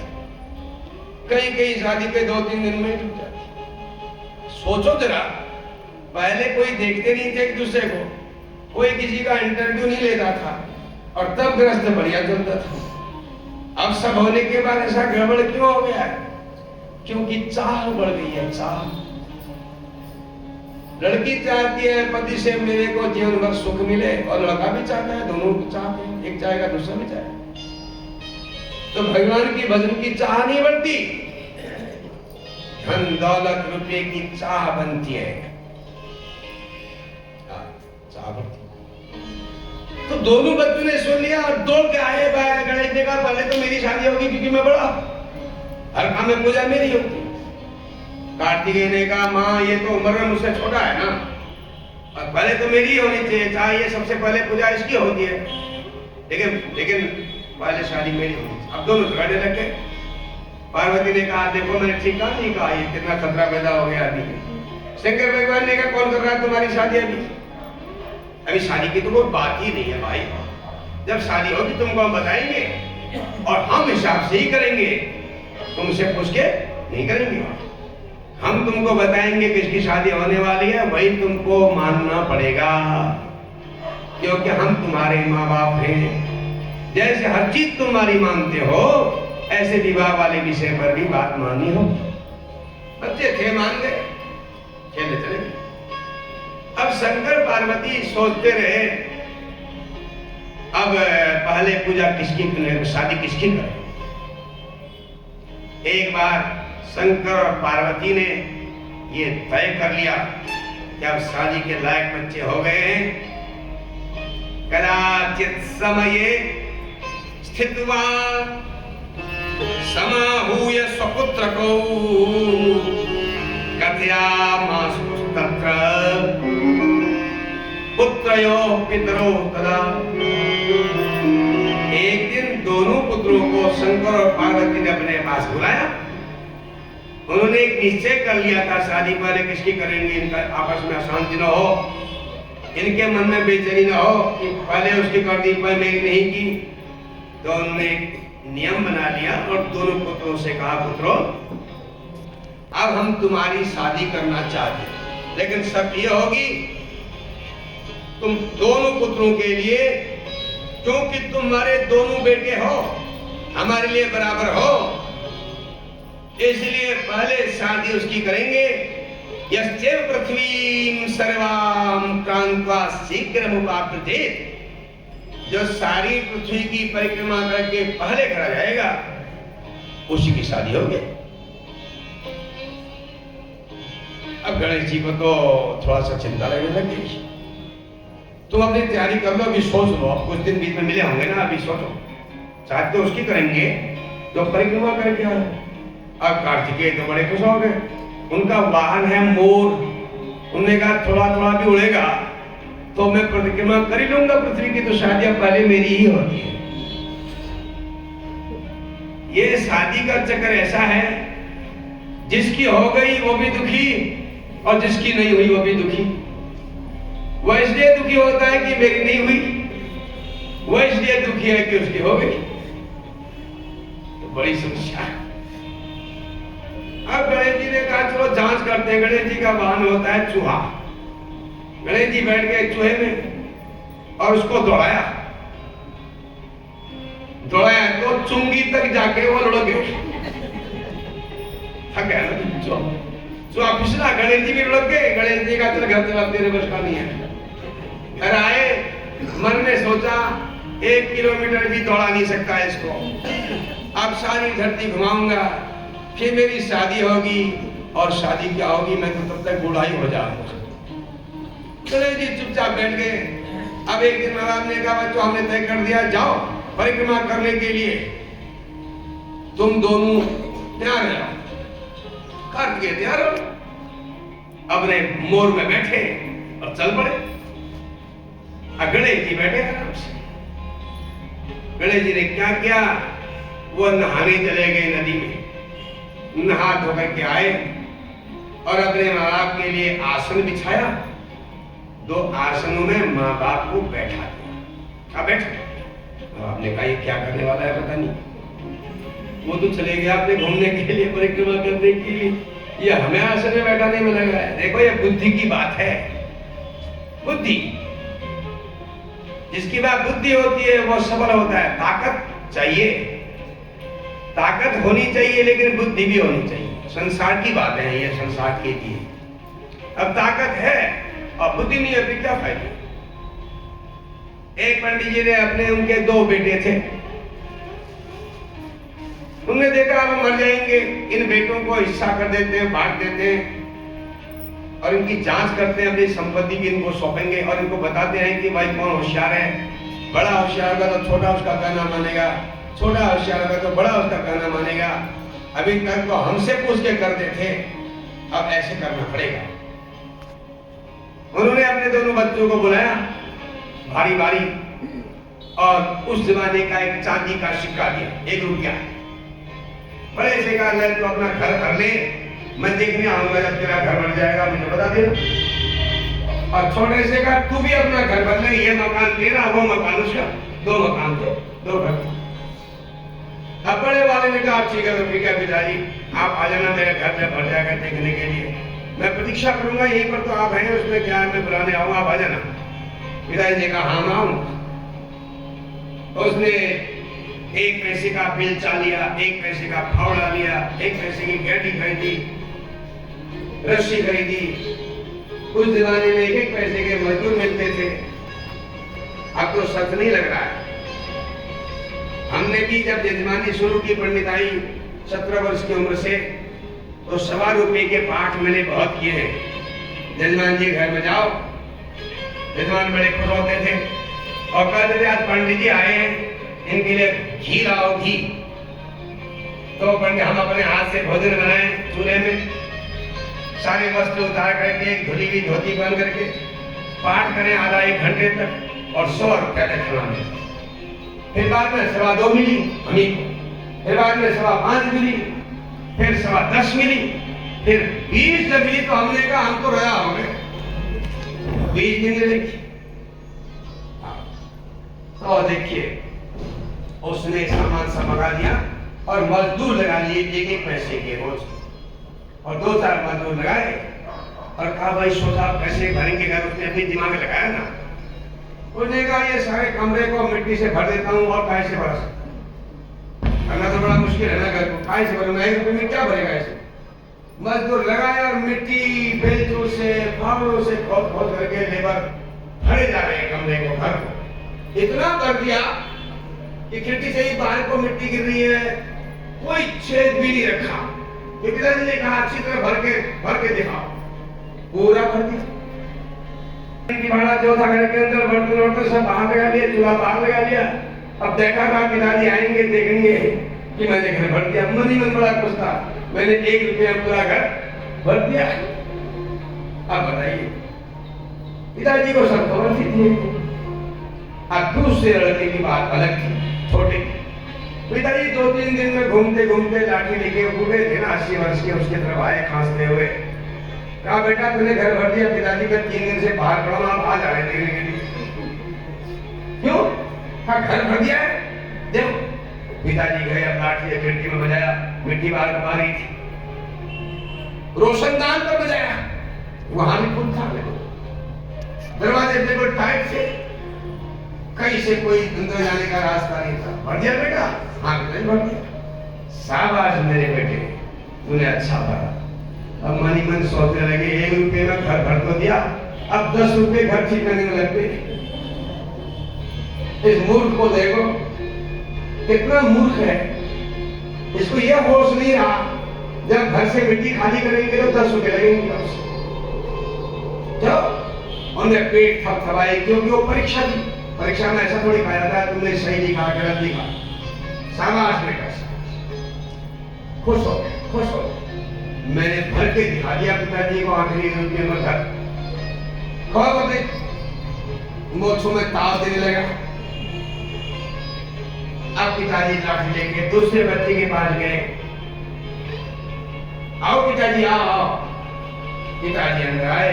बेटा तेरे बड़े भाई ने पूरा घर भर दिया, तू क्या कर रहा है? कहा पिताजी आप जब कहोगे तब भर दूंगा। जब कहोगे तब आप भर देना, घर को आओ।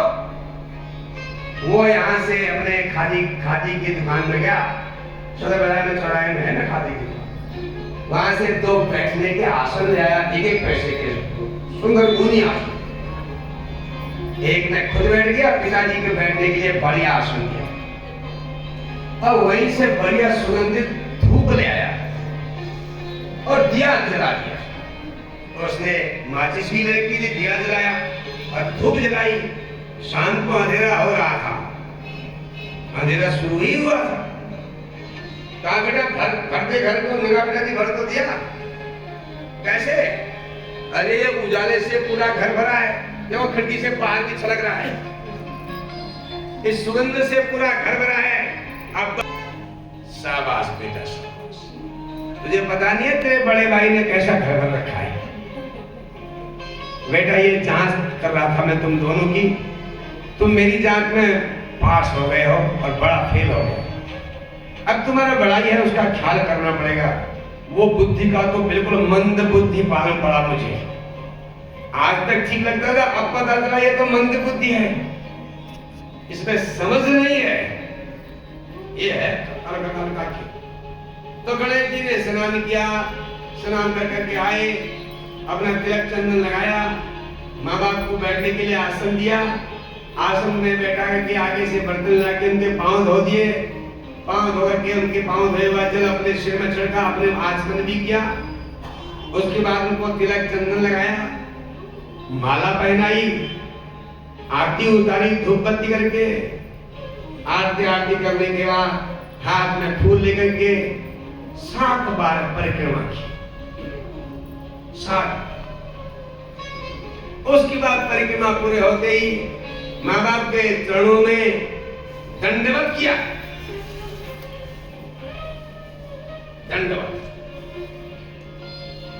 दंडवत होता है दंड, सीधे लकड़ी की तरह। आजकल भी लोग कहते हैं गुरुजी दंडवत, और होते हैं दंड की तरह सीधे खड़े। वो भी दंडवत ही है। दंडवत गुरुजी दंडवत, गुरुजी दंडवत। ये हमसे ही बहुत से लोग कहते हैं गुरुजी पहलागन, पहलागन का थप्पड़ लगने ही वाला है। हम भी कहते हैं हाँ हाँ जय हो जय हो, और उसका जैसा तो कहना है उत्तर देंगे तभी तो ठीक बनेगा ताल में। अब आप खाली वो हाथ उठा के कह रहे हैं, आप जैसे कहोगे पंडित जी हाथ नहीं उठा रहे।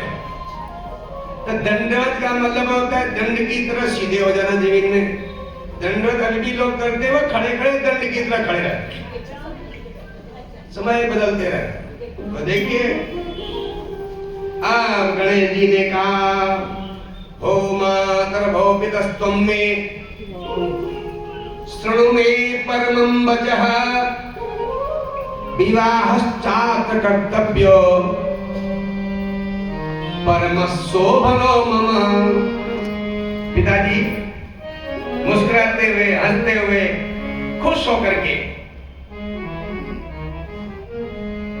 कुछ लोग जब आते हैं तो आते ही उनके आते ही सब माहौल बदल जाता है, खुशी में बदल जाता है।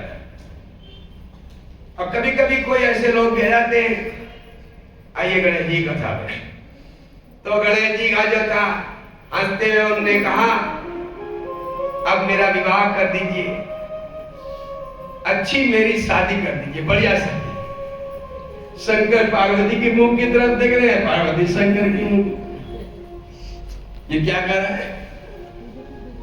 कहा बेटा, दोनों ने कहा बेटा हमारी शर्त है ना, जो पृथ्वी की परिक्रमा करके पहले आएगा ना उसकी शादी होगी।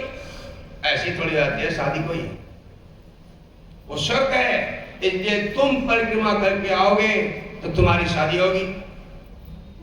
और कार्तिकेय परिक्रमा करके पहले आएंगे तो उनकी शादी होगी। देख बेटा तुम्हारा बड़ा भाई परिक्रमा के लिए जा चुका और तुम यहाँ समय बर्बाद करने में लगे हो। गणेश जी ने कहा क्या कह रहे हो आप? धरती की परिक्रमा? हाँ तो धरती की परिक्रमा में एक बार थोड़ी 7 बार कर दी मैंने तो। अरे तूने हमारी परिक्रमा की, धरती की कब की? तो तुम्हारी परिक्रमा धरती की परिक्रमा नहीं होती। अरे आप ही ने वेदों में शास्त्र में कहा है पिताजी, पुत्र के लिए उसके माता पिता धरती के समान होते हैं, स्त्री के लिए उसका पति होता है। जो पुत्र अपने माँ बाप को छोड़कर दूसरे तीर्थ यात्राओं में जाता है उसका कुछ फल नहीं होता।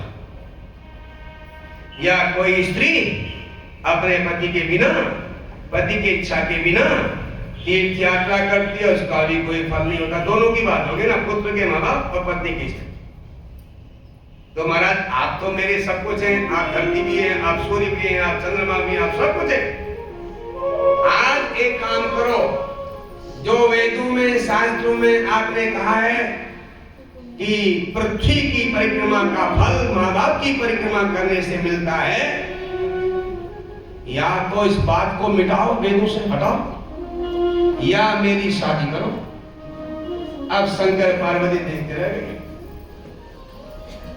हाँ, शंकर पार्वती ने कहा बात तो ठीक कहता है, माँ बाप की परिक्रमा करने से धरती की परिक्रमा का फल मिलता है। पुत्र के लिए उसके माता पिता ही सर्वस्व होते हैं। कोई पुत्र माता पिता का अनादर करे और कहे मुझे ज्ञान प्राप्त हो गया, एक बेकार बात है। तो सज्जनों, शंकर पार्वती चुप रह गए। गणेश जी का अब क्या है, बात करो ना, शादी में तैयारी करो। शंकर पार्वती ने कहा बेटा हम जानते थे इतनी बड़ी परिक्रमा तू नहीं कर सकता, तेरा शरीर है भारी, चल भी इतना नहीं सकता, और तेरा वाहन तो चूहा है, चूहा ही तुझे अच्छा लगता है, तो उसमें तुझे दौड़ा के ले भी जा सकता, उसको हमें पता था। हम तो तुम्हारी परीक्षा कर रहे थे, तुम हमारी परीक्षा में पास हो गए हो, फर्स्ट पास हो गए। हमने अपना कर्तव्य निर्वहन किया, क्योंकि जो हमने बड़े बेटे से कहा था वही तुमसे भी कहा, लेकिन तुमने अपनी बुद्धि से काम किया। जिसके पास बुद्धि होती है वही संसार में सफल होता है। बल हो बुद्धि न हो तो बेकार है। एक आपने पहला सुना होगा, बहुत पहले कक्षा 7 या 8 में एक किताब होती थी संस्कृत सौरभम, तो उसमें एक कथा आती है संस्कृत में। 4 ब्राह्मणों के बच्चे काशी पढ़ने गए और काशी में खूब मेहनत किया, 12 वर्ष तक पढ़ाई की। एक वेद को पढ़ने के लिए 12 वर्ष लगते हैं, तो पढ़ाई की, लेकिन 3 तो विद्वान हुए, एक जैसा गया था वैसा ही रहा, कुछ नहीं पढ़ सका, कुछ नहीं पढ़ सका। अब पढ़ाई पूरी होगी, सबके सब लौट रहे थे, जिसने कुछ नहीं पढ़ा, खाली 12 वर्ष काशी में बिताए, वो भी उनके साथ लौट जाए। उन्होंने वहां पर आयुर्वेद पढ़ा था, उन तीनों ने शल्य चिकित्सा, ऑपरेशन कैसे होता है, उसमें वो दक्ष थे। आपको पता होगा ये शल्य चिकित्सा का ज्ञान हमारे आयुर्वेद से हुआ है। चरक ऋषि के काल में एक बाल के 7 हिस्से के अगते खड़े नहीं, खड़े तिरछे नहीं, चीरा जाता था एक बाल को 7, ऐसे यंत्र थे। चरक संहिता में वर्णन मिलता है। तो ये हमारे यहाँ आयुर्वेद इतना विकसित था। आज भी दुनिया में दोबारा आयुर्वेद स्थापित होगा। पश्चिमी देशों के लोग सारे वहां के जो डॉक्टर हैं वो सब आयुर्वेदिक डॉक्टर बन रहे हैं। वो कहते हैं ये जो आपके एलोपैथी है इसके भी फायदे हैं, लेकिन उनके डॉक्टरों का कहना है, एक डॉक्टर ने हमसे कहा पंडित जी ये एलोपैथी और होम्योपैथी ये मैन मेड है और आयुर्वेद गॉड मेड है। कहने का मतलब आयुर्वेद भगवान का बनाया हुआ है और इलाज के तरीके मनुष्य के बनाए हुए हैं। उनमें भी विशेषता है, उनमें भी अच्छा ही है, लेकिन आयुर्वेद प्रकृति का दिया हुआ उपहार है। तो सज्जनों, उन्होंने अपने बेटे की शादी कर दी। आइए उस कथा पर। रास्ते में वो जो विद्वान 3 बनारस से चौथे के साथ आए थे, एक तो अनपढ़ ही रहा। मार्ग में जंगल था, जंगल के बीच रास्ते में एक शेर मरा हुआ पड़ा था। इन तीनों में से एक ने कहा, भाई अपनी जो पढ़ाई है उसकी जांच करते हैं, हम कितने सफल होते। वहां हमने किया लेकिन यहाँ भी करते हैं। एक ने कहा ठीक है, इसकी जहां पर हड्डियां टूटी हैं या इसके जो नसें टूट गई हैं, स्नायु तंत्र विखंडित हो गया है, उसे मैं जोड़ देता हूं। दूसरे ने कहा ठीक है, मैं इसका रक्त संचार कर देता हूं। उसने कर दिया। एक ने तो उसको उसके शरीर को ठीक बना दिया, दूसरे ने उसमें खून दौड़ा दिया, रक्त दौड़ा दिया उसके अंदर, सब अव्यवस्थित हो गया। अब हो गया प्राण सींचने रह गए, जीवित करने का काम रह गया। तो तीसरे ने कहा कर दो इसको जीवित। जो चौथा आने पड़ा था, हमने कहा भैया एक मिनट रुक तो सही तेरा पर, अरे दिमाग खराब है तेरा, काशी में 12 बरस तो तूने बर्बाद किए, अब यहाँ पर हम अपना काम कर रहे हैं, यहाँ भी रुको कहता है। क्या क्यों कहता है रुको? रुक जा, मैं 2 मिनट रुक जा, मैं पेड़ में चढ़ देता हूँ पहले। वो पेड़ में चढ़ जा, जल्दी चढ़ पेड़ में। वो पेड़ में चढ़ गया। अब तीसरे ने उसको जिंदा किया, वो शेर भूखा, तीनों को खा गया वहीं पर।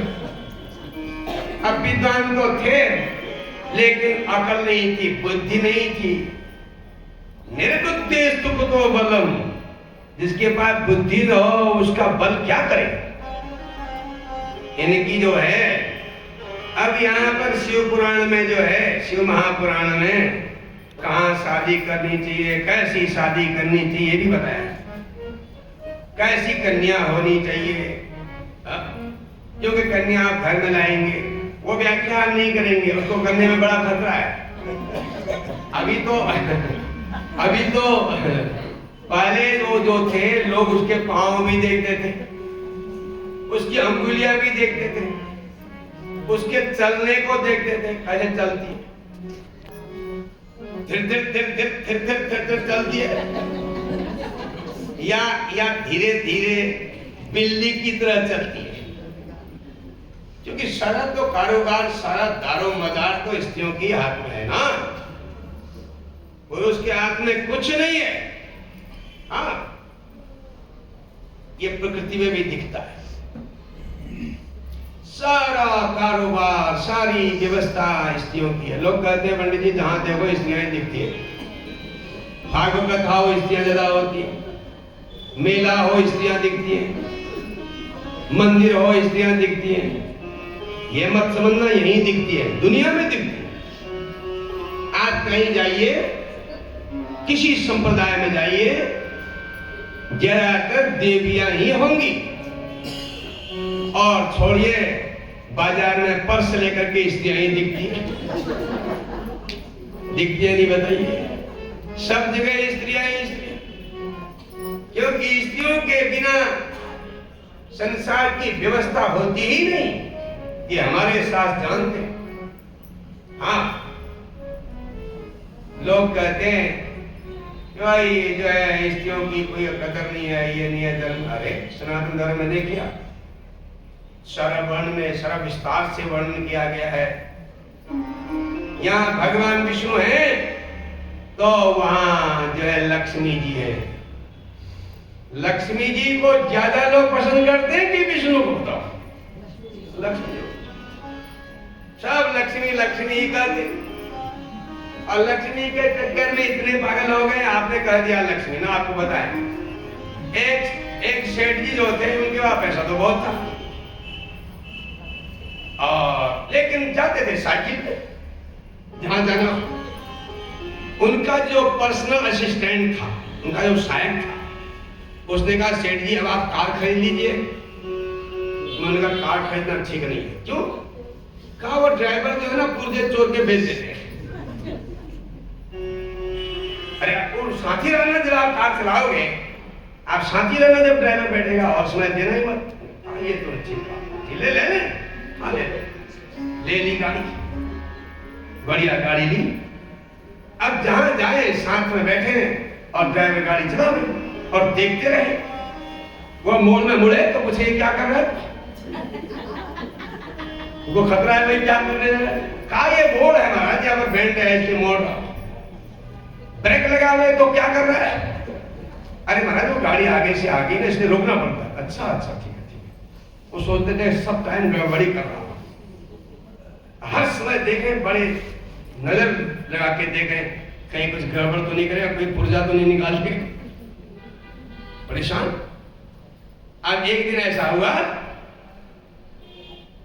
वो बेचारे की गति कम हो गई क्योंकि भीड़ थी। जब गति कम हुई वो ऐसे खतरा बदला करने लगा बाएं हाथ से। सेठ जी ने क्या कर रहा है, कहा सेठ जी इसका गियर बदल रहा हूं। तो मेरे सामने बदलने लग गया। अरे जब तू मेरे सामने गियर बदलने लग गया तो जब मैं नहीं होगा तो गाड़ी ही बेच देगा। ये कहानी है। तो ये धन द्रव्य का तमाशा ऐसा ही होता है। आदमी बड़ी मेहनत से इसको रखता है और कभी चल भी जाता, चले भी जाता। तो सज्जनों, तो स्त्रियों के बारे में बताया गया है कि स्त्रियों के कन्याओं की परीक्षा करके ही विवाह करना चाहिए। हमारे यहाँ बड़ा विधान है, पहले जन्मपत्री मिलाते। जन्मपत्री में आजकल तो ज्यादा ही मिलाने लग गए। केवल हिंदू नहीं मिला रहे, आजकल सब मिला रहे। हमारे पास कितने लोगों ने कहा दिया, मुस्लिम लोग भी सब मिला रहे। जो पैसे वाले हैं, जो पढ़े लिखे हैं, वह सब मिला के करते, क्योंकि आजकल शादी में ज्यादा खतरा हो गया। तो ये लोग चाहते हैं कि गृहस्थ ठीक चले और लड़के लड़कियां भी समझदार होने लगे धीरे धीरे। वो कुछ दिनों का वो बीच में बड़ा जोर चला हुआ था, अभी भी चलेगा कुछ टाइम में ये तूफान, वही मुझे तो वही पसंद है बस। अब दोबारा लड़के लड़के बोलने लगे कि ये शादी ठीक है कि नहीं है, और लड़कियां समझदार देखने लग गई हैं। अपने मन में शादी करके बाद में परेशानी होती है। क्या परेशानी होती है, एक तो समाज में इज्जत नहीं होती, लोगों की नजर दूसरी हो जाती है हमारे प्रति, और दूसरा बाद में संसार में हम भारतवर्षी लोग हैं, हमको समय समय पर हर एक की जरूरत होती है और हर काम में तो माँ बाप की जरूरत होती है। और जिनके ऐसा हो गया है उनके माँ बाप से वो बच्चे अलग हो गए हैं, तो अब हमें ऐसा नहीं करना चाहिए। माँ बाप से परामर्श, हमें कोई पसंद आ गया है तो माँ बाप को बता के करना चाहिए और ठीक होगा तभी करना चाहिए। तो जन्मपत्री मिलान इतना बड़ा वैज्ञानिक सिस्टम है कि ये पहले से चला आया है। अब बहुत लोगों ने हमसे प्रश्न पूछा, पंडित जी उनकी लव मैरिज ही उनका तो बढ़िया चल रहा है, उनका तो कुछ गड़बड़ नहीं हुआ। अरे लव मैरिज ही हुई तो जरूरी थोड़ी है कुंडली नहीं मिली होगी, उसमें भी तो 50% कुंडलियां मिल जाती, तभी वो एक दूसरे को पसंद करते हैं। नहीं तो जिसका षडाष्टक होगा उनके तो तालमेल मिलेगा ही। शास्त्र कहता है मृत्यु षडष्टक के गेयो, षडष्टक जिसे खड़काष्ट भी कहते हैं सरल भाषा में, छठी आठवीं राशि एक दूसरे की। उसमें कहते हैं कि उसमें अगर शादी होगी तो मरेंगे ही दोनों, और षडाष्टक के ब्रांच हैं अलग अलग, मरने को तो सब मरेंगे, जिसका खड़काष्ट है वही मरेगा, जिसका नहीं है वही मरेगा, लेकिन टाइम से मरेगा ना। शादी होके तुरंत थोड़ी मर जाएगा कोई, मरना तो यहाँ का धर्म है। तो उसमें उसके ब्रांच हैं, उसकी शाखाएं हैं षडाष्टक की। एक होता है मित्र षडाष्टक, एक होता है शत्रु षडाष्टक, एक होता है नवपंच दोष, एक होता है द्वादश दोष। ये 4-5 में खतरनाक होता है मृत्यु षडाष्टक। जैसे मेष राशि वाले का कन्या राशि से तालमेल बैठ नहीं सकता, इसको शत्रु या मृत्यु षडाष्टक कहते। ऐसे ही वृष राशि का धनु राशि वाले से तालमेल नहीं बैठेगा। आपने कभी कभी ख्याल किया होगा, आप ट्रेन में कहीं बैठे हो या बस में कभी बैठे हो, तो आपके बगल वाला बेमतलब में आपको परेशान करने लगा, ठीक से बैठो, ये पांव सीधे करो। आप उसको जानते नहीं, पहचानते नहीं, आपने भी टिकट ले रखा उसके भी है, वो कहता सीधे सीधे बैठो। बात बातचीत कुछ नहीं कर रहे हैं आप, लेकिन आपका जो बॉडी वाइब्रेशन है, जो शरीर की ऊर्जा है, उसको परेशान कर रही है और उसकी ऊर्जा अब आपको परेशान करेगी। तो ये सैद्धांतिक बातें हैं। कुंडली मिलान भी उसका एक अंग है, लेकिन कुंडली मिलान ही सब कुछ नहीं है, ये भी समझ लेना। उसका एक पहला कदम है मिलान का, विवाह को ठीक रखने के लिए। विवाह ठीक होगा तो बच्चे भी ठीक होंगे। अगर नाड़ी वृक्ष अष्टक में शादी होगी और गुण संख्या बिल्कुल 16 से कम होगी तो संतान में भी उसका असर पड़ेगा। ये प्रमाणिक बातें हैं। हाँ, और स्त्री अगर गुणवती होगी, पति से ज्यादा अच्छे ग्रह पत्नी के होने चाहिए, क्योंकि जब आएगी तो गृहस्थ बनेगा, घर बनेगा। उसके ग्रह खराब होंगे फिर घर उजड़ेगा। इसलिए विवाह के बाद 99% सबकी उन्नति होती, 1% घर उजड़ भी जाती है, क्योंकि पत्नी से सब काम चलता है। दूसरा आपने ख्याल किया होगा, जब तक बच्चे की युवक की शादी नहीं होती तब तक वो ढीला ढाला बना रहता है, बना रहता नहीं बना। जैसे ही शादी हुई वो चक्की की तरह घूमने लगता है, फिर तो उसका दिमाग बदल जाता है और वो तो क्या क्या करना चाहता है। बच्चे जहां हुए तो फिर तो और दौड़ता है। ये संसार की व्यवस्था। तो गणेश जी के लिए अब शादी की बात करने लगे शंकर भगवान। सज्जनों, अब क्या हुआ?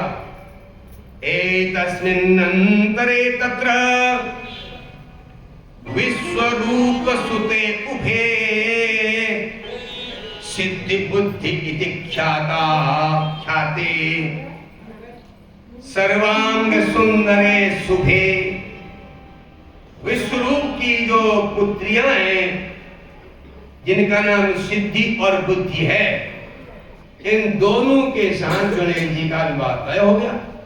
एक पत्नी के बजाय 2 पत्नियां साथ आ गई और धीरे धीरे गृहस्थ बढ़िया चलने लगा और गणेश जी भी मगन थे, खुश थे, क्योंकि सिद्धि और बुद्धि आ जाए तो फिर क्या परेशानी। अब तो दुख नाम की चीज ही नहीं है ना। सिद्धि भी सड़क काम सिद्ध भी हो रहे हैं और बुद्धि भी सही आ रही। और 2 बेटे भी हो गए। सिद्धि से लक्ष्य और बुद्धि से लाभ। अगर स्त्री बुद्धिमान होगी तो लाभ होगा, अगर स्त्री सिद्धि वाली होगी तो लक्ष्य सफल होगा, लक्ष्य आए। 2 बच्चे भी हो गए। गृहस्थ चल रहा है, कार्तिकेय घूमने में लगे हैं बेचारे, संसार में भ्रमण चल रहा है। देखिए कथा चली रही है तो थोड़ा सा शंकर भगवान का कीर्तन कर ले और लंबे 3 घंटे लगातार कथा सुनते सुनते थक भी जाते हैं ना। सुनने वाले लोग थक जाते हैं। हम यहाँ से देखते हैं बहुत बार,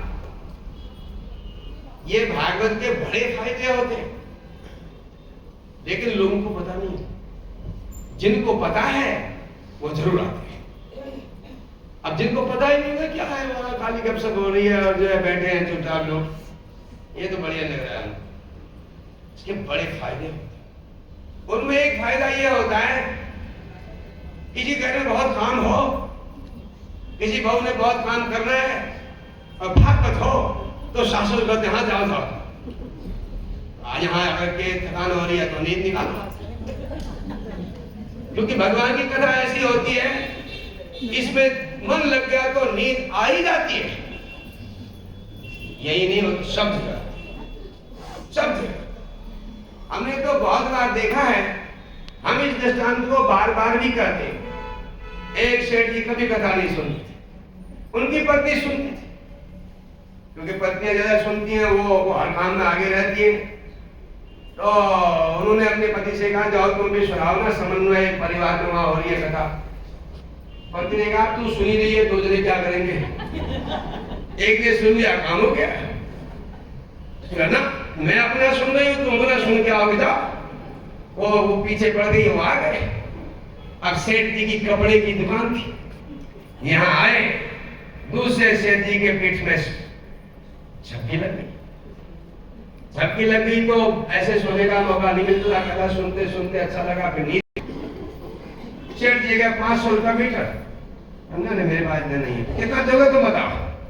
मतलब 300 दे सकता हूँ। उन्होंने कहा भैया चलो घाटा ही सही। अरे तो 300 मुझे घाटा हो जाता, हमने हो जान लगे। फिर सेठ जी ने सोचा अरे आओ मैं 300 में दे दूंगा। सपने में हो रहा है शराब। आज सेठ जी आ गए, वो सेठ जी के पास आ गया कपड़ा कर लेने वाला और लगाई कैची और फाड़ने लगे। आगे बैठे हुए आदमी का कुर्ता ही फाड़ दिया। क्या कर रहा है भाई? तूने तो मेरा कुर्ता फाड़ दिया भाई। उसकी नींद खुल जाए, क्या हुआ समय का क्या हुआ? मेरा कुर्ता फाड़ दिया। कितना फायदा है। यहाँ भी अपना भगन हो रहे थे ना, यहाँ भी हम कथा के बहुत फायदे। हम आपको बताएंगे कल परसों कितने फायदे। हर चीज के फायदे होते हैं, नफा नुकसान हर चीज का होता है।